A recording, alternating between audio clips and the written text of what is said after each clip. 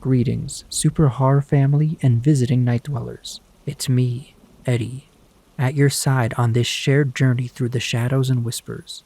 Welcome to another episode of Whispers in the Dark, our little refuge where we explore the chilling and uncanny, all the while reminding ourselves that we're never truly alone.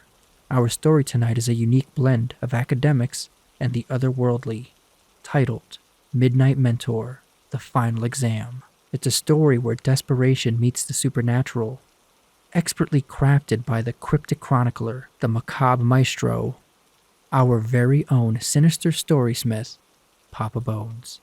But before we start this evening's journey into the spectral study halls, I have an invitation to extend to you all. Papa Bones has written 2 end-of-the-school-year Let's Kick Off Summer Right stories. Papa Bones' Grim Grads, The Haunted Yearbook, is a Patreon exclusive that you can enjoy right now for $1 a month. Or, in 2019 dollars, 50 cents. So whether you're a seasoned thrill seeker or new to our shadowy congregation, consider joining us on Patreon. Not only will you gain access to exclusive stories, but you'll also be helping Whispers in the Dark share these eerie tales that bind us together in delightful dread. Now settle in, turn down the lights, and ready yourselves. It's time to meet the Midnight Mentor.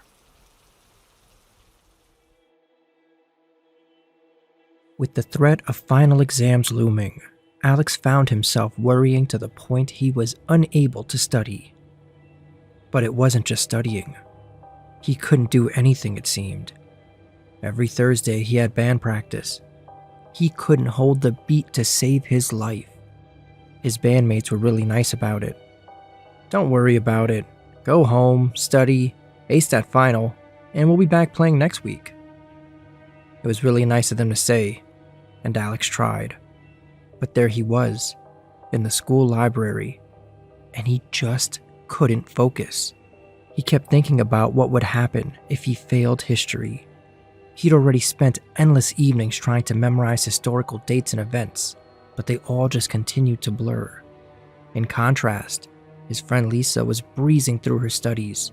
Her confidence was evident in the way she casually flipped through her notebook pages. Alex's brows furrowed as he tried to go over the material again. Lisa leaned across the table and whispered, "You're not still stuck on history, are you? It's like your Achilles heel."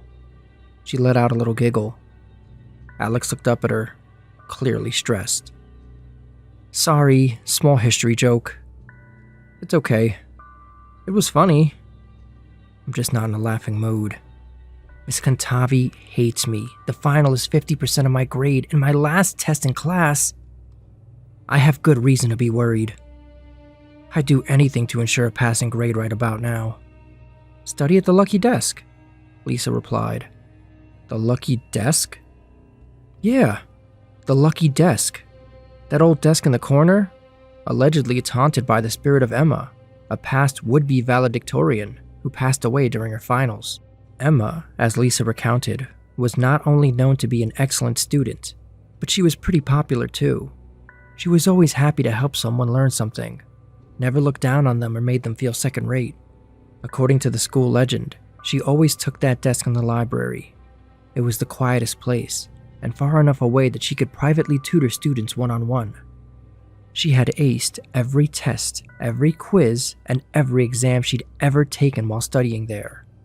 And now her spirit was said to bestow the same fortune on any student who would occupy her beloved desk. Considering history is your worst subject, I'm not surprised you're not familiar with the school's history. Alex, feeling desperate and slightly foolish, found himself considering Lisa's story. The idea of relying on a schoolyard legend seemed ridiculous, but the promise of mastering a convoluted subject was also alluring. Plus, he tried everything else already. But could it even really work? And how? Would Emma's ghost whisper the right answers to him if she saw how hard he studied? Battling his internal conflict, Alex looked across the library at Emma's desk, bathed in the soft afternoon light filtering through the window, the empty chair beckoning him.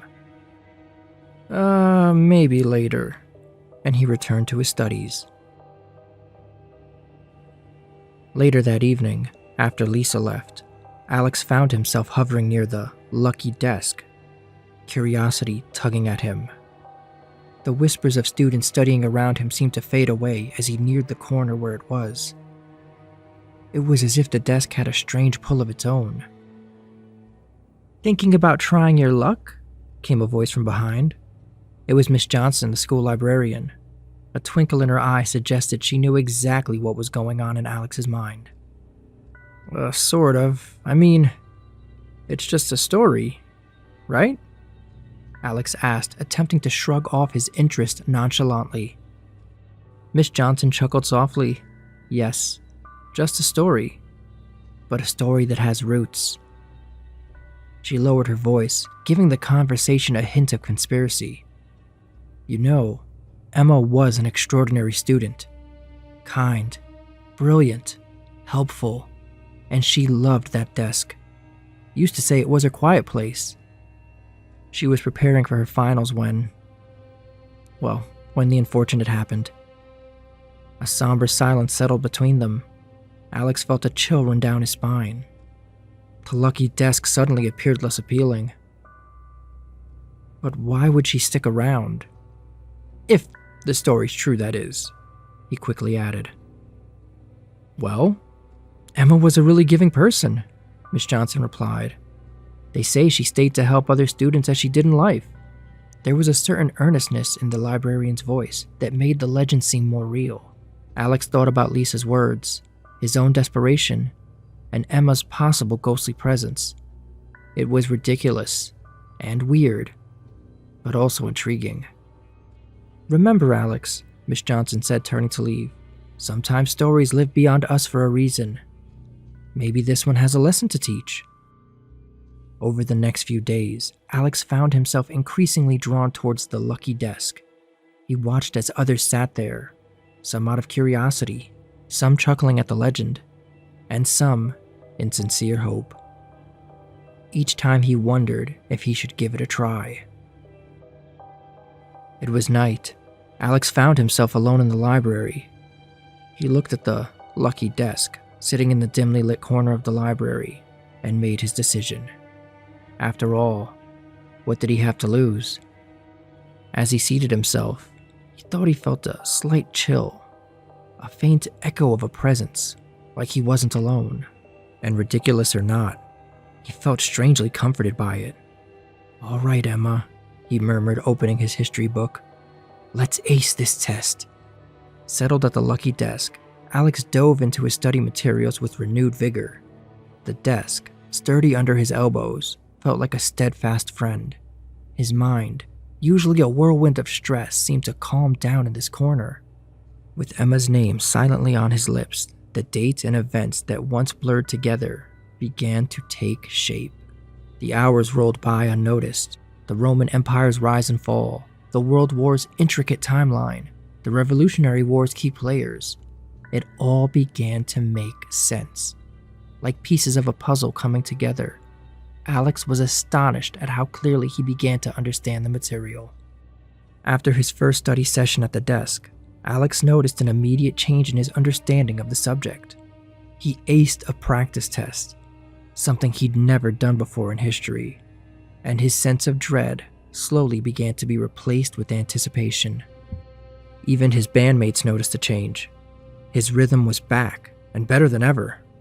Days passed, and Alex kept returning to Emma's desk.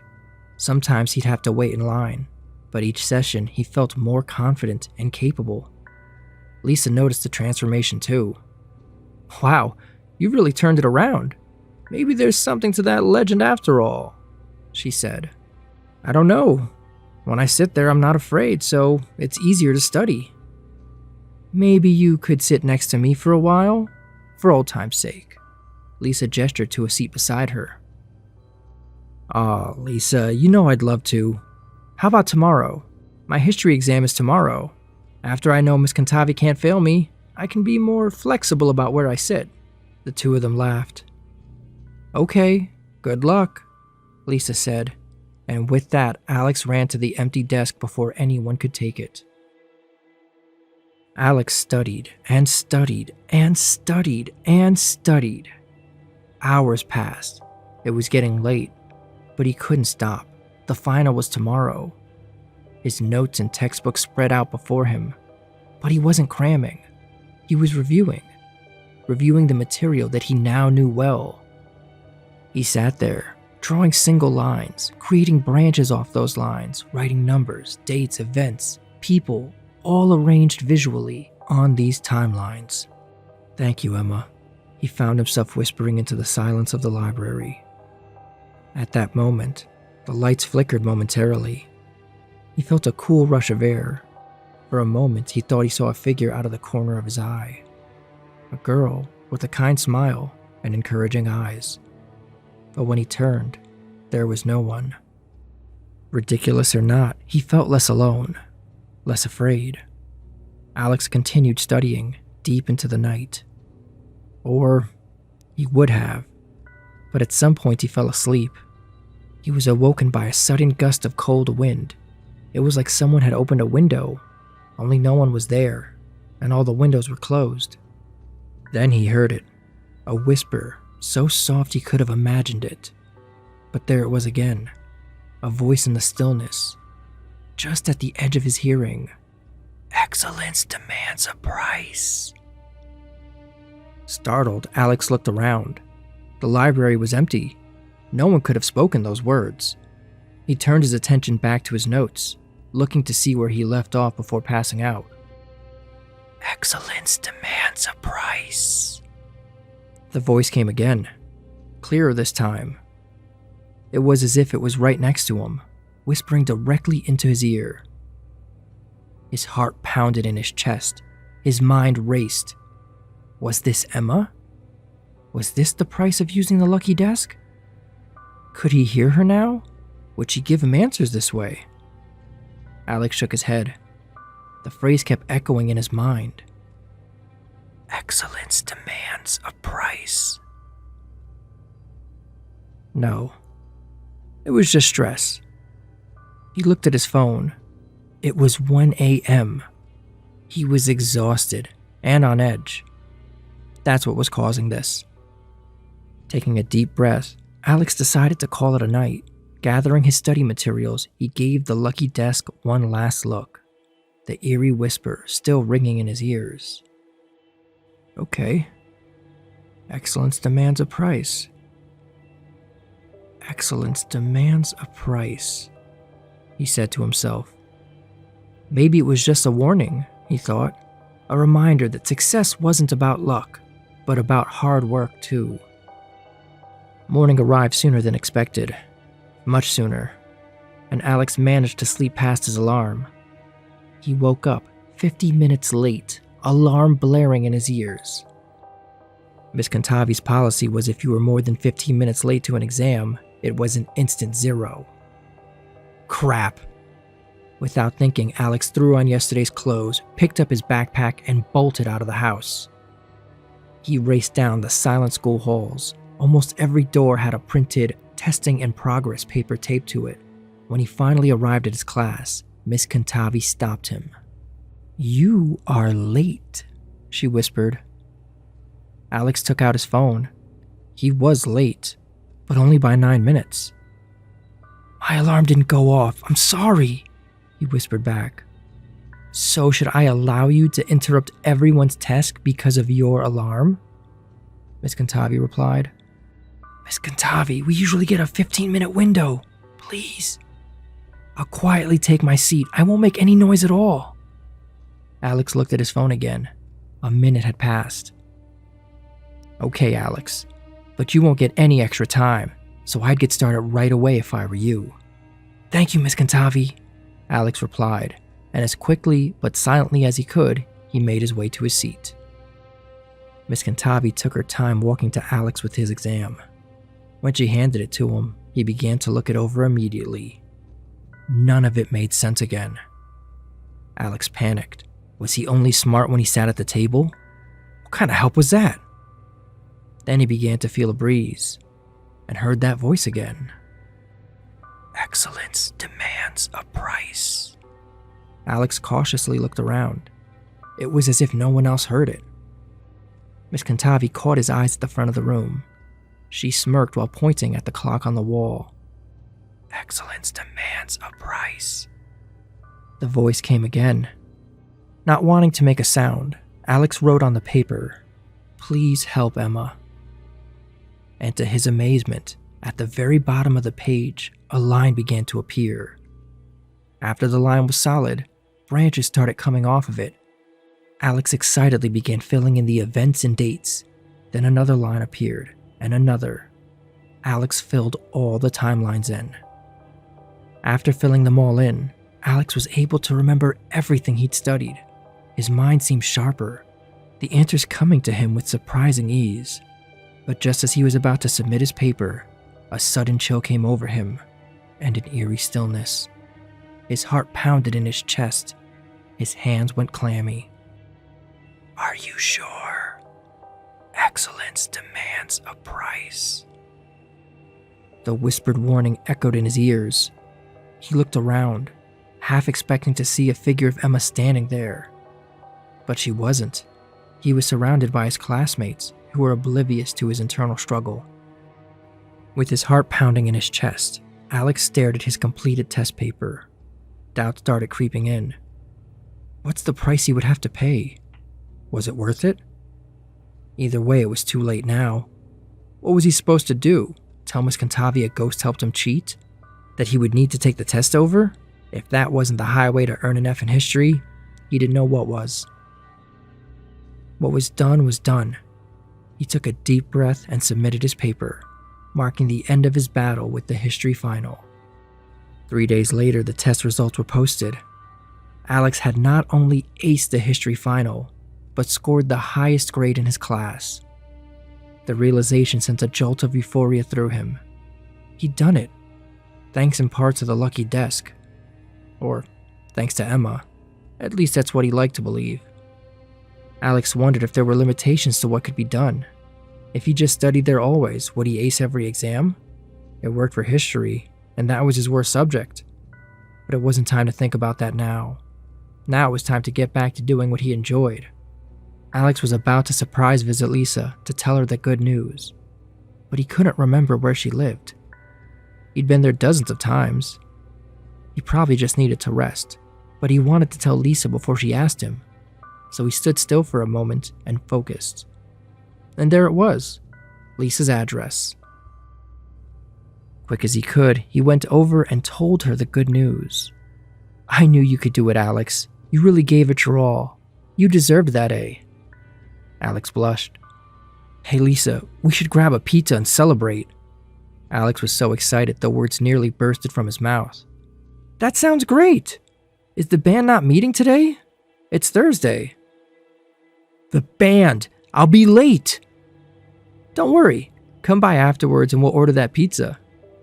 Alex never forgot band practice, but Lisa was so calm and sincere. She was like an angel, reassuring him. "I'll be back!" Alex shouted as he ran out the door. Alex arrived at band practice, but he didn't have his sticks, and he looked a little disheveled. "Hey man, you alright?"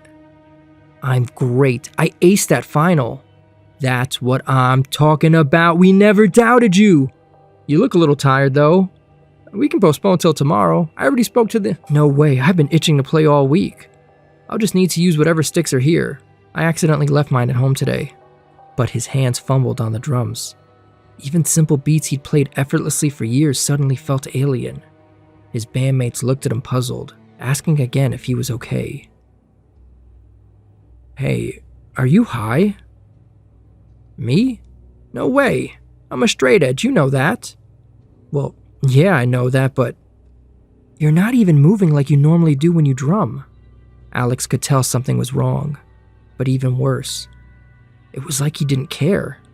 The lift he would get from playing drums just wasn't there. Alex told the band that he was going to go home and rest, then excused himself and called Lisa. "It turns out I'm going to be there a little earlier than I thought." "Awesome, I'll order the pizza now. It might get here before you do." When he arrived, the pizza guy was at the door. Lisa ordered his favorite, hot Hawaiian, ham, pineapple, and jalapenos. They sat down and started eating. Alex took a bite as Lisa started going on about her day. But the pizza was tasteless. And Alex couldn't focus. It was like he could hear what she was saying, but wasn't listening to what she was saying. She looked so excited. Listening to her happily talk about her day and things she was planning was one of those really special things to Alex. What was wrong? Then he heard that voice again, this time repeating itself. Excellence comes at a price. Excellence comes at a price. He tried again to focus, but it wasn't working. Tears welled up in his eyes. He couldn't even hear Lisa anymore. He watched her panic expression as she saw him tearing. She ran over to him. He could see her lips moving, but he couldn't hear anything she was saying. All he could hear was, excellence comes at a price, over and over. He squinted his eyes and covered his ears and hoped it would all just stop. When he opened his eyes again, he was on the floor. Oh my God, Alex, are you okay? He nodded yes. Lisa's voice never sounded so good. I called an ambulance. I think you might have had a nervous breakdown. You just passed out. Oh, what? Thank you. I feel okay. Why don't you tell me what you were saying before until the ambulance arrives? And they check me out. Oh, well, I was just telling you that I read this amazing article today about bees. Alex, you wouldn't believe how complex their societies are. The queen bee, for instance, can lay up to 1,500 eggs per day. But did you know the queen bee can sail across the Delaware with George Washington in 1776? Alex's brows furrowed. And then there's the worker bees. They're all female, and they do all the work for the hive. They clean the hive, collect pollen and nectar to feed the colony. The hive works like a well-oiled machine, like the Industrial Revolution in the late 18th to early 19th century that transformed agriculture, manufacturing, mining, transportation, and technology. Alex was terrified, but could only nod along. Lastly, there are drones. Their main function is to mate with the new queen. Once they fulfill this function, they're not needed anymore. It's almost like they've played their role in history, like the Berlin Wall that separated East and West Germany from 1961 to 1989. Once it came down, it marked the end of an era. Alex sat there in silent dread. A chill ran down his spine as he realized the price for excellence. And so we reach the end of our journey for tonight. I hope Midnight Mentor, the final exam, added a chill to your evening. Remember that while we revel in these tales of the unknown and the eerie, the true essence of Whispers in the Dark isn't just about the stories we share. It's about us, each of us, together yet alone, exploring the shadows together. This is Eddie, your friend in the dark, sincerely hoping you all sleep well tonight.